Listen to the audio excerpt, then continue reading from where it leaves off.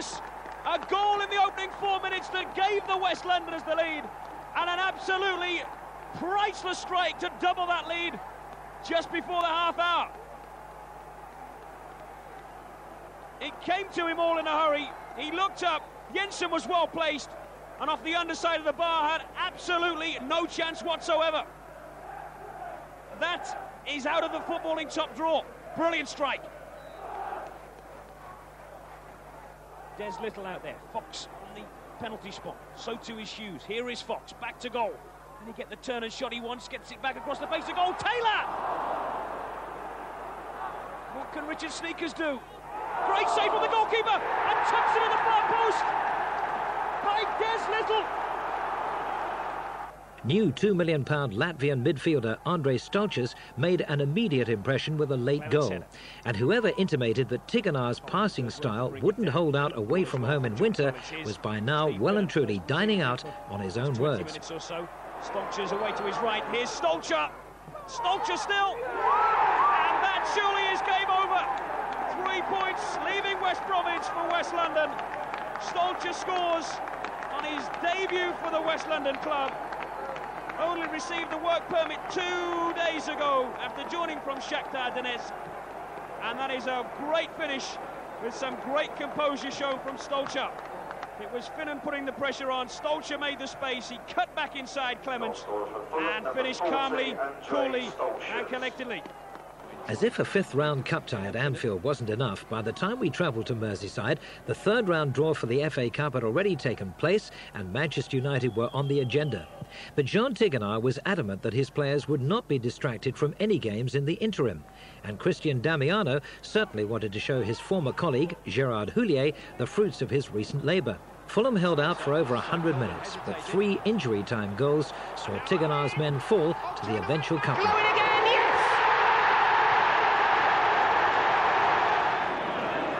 Caught up with Fishkan. Still pass though from Babel. Here's Barmby. He could finish it here. Or Sweetser! Yes! Liverpool home and dry. Vladimir Sweetser has given them clear daylight.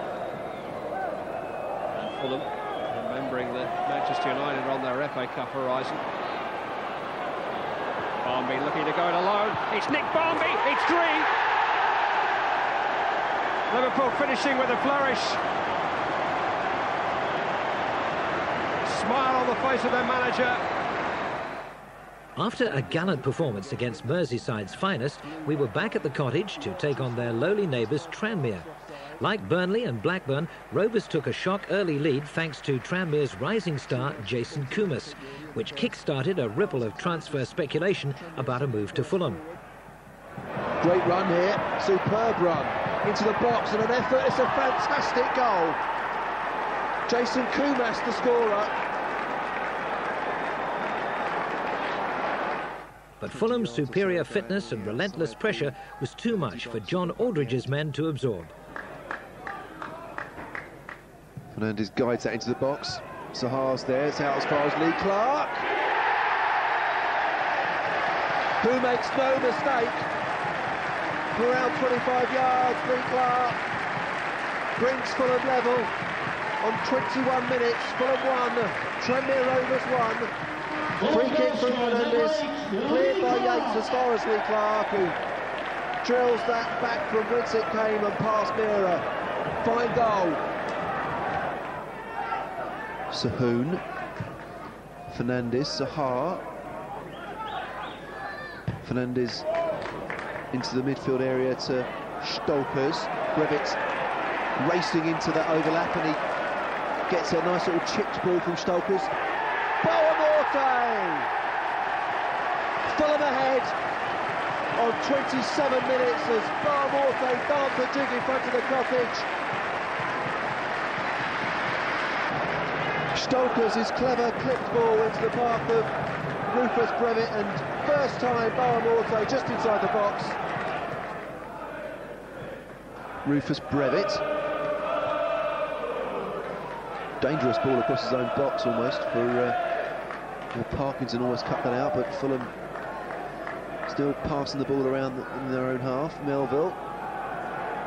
Clark's in a bit of space though, centre field. He's got Fernandes and Boa-Morte up ahead of him. Is Boa-Morte going to run onto this? He is. Louis Boa-Morte into the box now for Fulham. Boa-Morte! Stunning finish.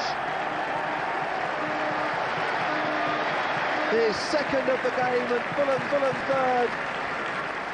And they're surely en route to another home win. It'll be their 11th of the season, and they're now 3 goals to 1 ahead here against Tranmere Rovers. Fine finish from Louis Boa-Morte, getting ahead of his man in the box.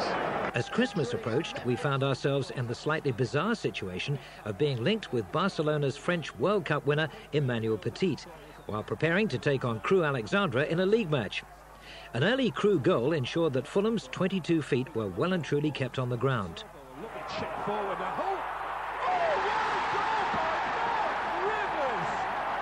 I don't think I've looked forward to a second half like today's for a very long time. Saha, Johnny, attacks straight away, and he's got a clean possession through here. But, well, what an impact to make into a game. The pace he showed a clean pair of heels to Neil Savell, straight down the wing, crossed it in. Boa-Morte's put it in the back of the net. But a familiar scenario ensued as we secured maximum points. That's a great ball to Hales. Well, and it's 2-1. And we said about patient build-ups and the pace of players, and that really seemed to have left the Crewe defence still. When the fixture list came out, Watford at the Cottage on Boxing Day looked set to be the heavyweight bout of the season.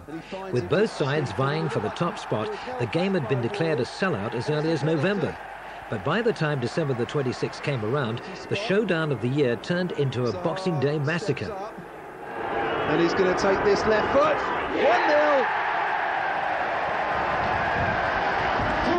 Number 20, Louis Saha. Louis Saha. 21st goal of the season, call as you like, at the Putney end, left foot, Fulham ahead.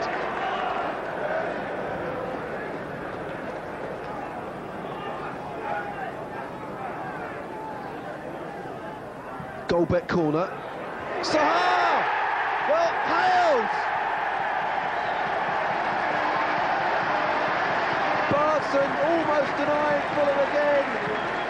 But Barry Hales, no one deserves it more. Nods home his 13th goal of the season. It's a corner from Goldbeck. Saha rose high, actually in the bar. And then there was Barry Hales to mop up the mess in the 6-yard box. Ward brings it forward and finds Cox, but good tackle from Davis. Ball around the midfield area, but Fulham announced a lovely back flick from Barry Hales into the path of Lee Clark. Keeps it in well, Lee Clark. He's dashed into the box now, Lee Clark for Fulham. Barry Hales! 3-0 to the Super Whites as Barry Hales gets his 15th goal of the season. Marvellous stuff from Fulham. Sweeping move. Started by Sean Davis and finished by Barry Hales. Boa-Morte now. Well, it's a foul by Carlton Palmer right on the edge of the box. I think it was outside. In fact, it definitely was. And this is a dangerous position for a Fulham free kick right on the edge of the box. Foul by Carlton Palmer on the slippery Louis Boa-Morte. Clark takes it. Hales. Barry Hales celebrates a Christmas hat-trick, and it's Fulham 4, Watford 0. Clever free kick routine, chipped into the box by Bjarne Goldbeck. Hales rises above the unfortunate Darren Ward. Merry Christmas, Barry Hales. 15 minutes to play and Fulham looking for their most impressive home win of the season. They've equalled the margin of victory as we earned against Barnsley earlier in the season, but a 5-0 would be a fantastic festive celebration of football here at Craven Cottage as Stokers brings it forward. Boa-Morte's there, he's beyond Palmer. Boa-Morte, he's in the box. Twists and turns, finds Rufus Brevitt on the overlap. Brevitt plays it low to the box. Stokers! 5-0! Wonderful stuff! Andre Stokers gets his second goal of his brief Fulham career, and Fulham are having an absolute laugh. 13 points clear of second-place Bolton, Jean Tiganar's 19th win in 24 fixtures was a Boxing Day stroll in the park. Well, they say bad things come in threes, and the refreshing air of optimism that usually greets the new year was quickly dampened as a litany of disasters accompanied the arrival of 2001. The same Fulham lineup that had demolished Watford only days before suffered a bewildering defeat at Edgeley Park. Only our second in the league all season, as the long-standing unbeaten away record came tumbling down. Oh, he scored! Oh, what a brilliant goal! 3 players around him didn't have much of a chance. Intercepted by Clark. Oh, he's away! He's away! He's away! It's a brilliant goal! It's an absolutely magnificent goal! To top it off, an appalling first-half challenge saw Barry Hales carried off as the striker crisis began to rear its ugly head. The hype surrounding the Manchester United game was put into grim perspective when news filtered through about Chris Coleman's horrific car accident. With Barry Hales already out and Sean Davis suspended, doubts about Lee Clark's fitness made for further anxiety in the Fulham camp. Still numb from the news about Cookie, the players went into the game with the sole raison d'etre of honouring their absent captain. They were big boots to fill, but if anyone was going to do it, then Cookie's best mate, Kit Symons, was the man. A nervous beginning allowed Solskjaer the split second he needed to score. Straight at it. In trouble, Rufus Brevitt. Clark caught in possession by... Oh, it's a costly one because Solskjaer has scored, and Manchester United after... But that seemed to be just the motivation Fulham needed, as we bossed a Manchester United midfield containing Butt, Beckham, Giggs and Keane.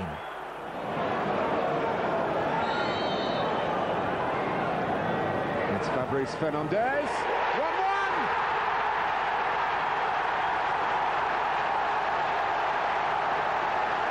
Perfect execution.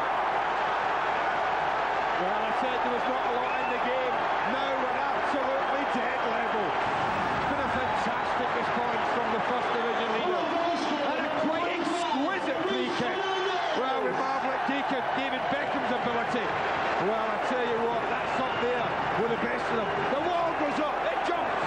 It makes it as difficult as possible for Fernandes, but what a finish. The pace and invention of Sahar and Boa-Morte up front had United in all kinds of trouble, earning the dynamic duo many post-match plaudits from Sir Alex Ferguson.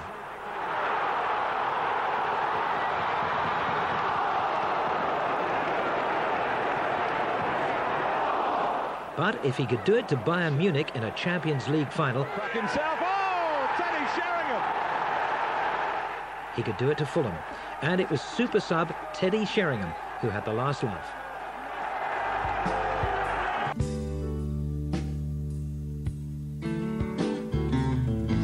On the pitch, I think we have missed him because we lost a little bit of the balance when he went.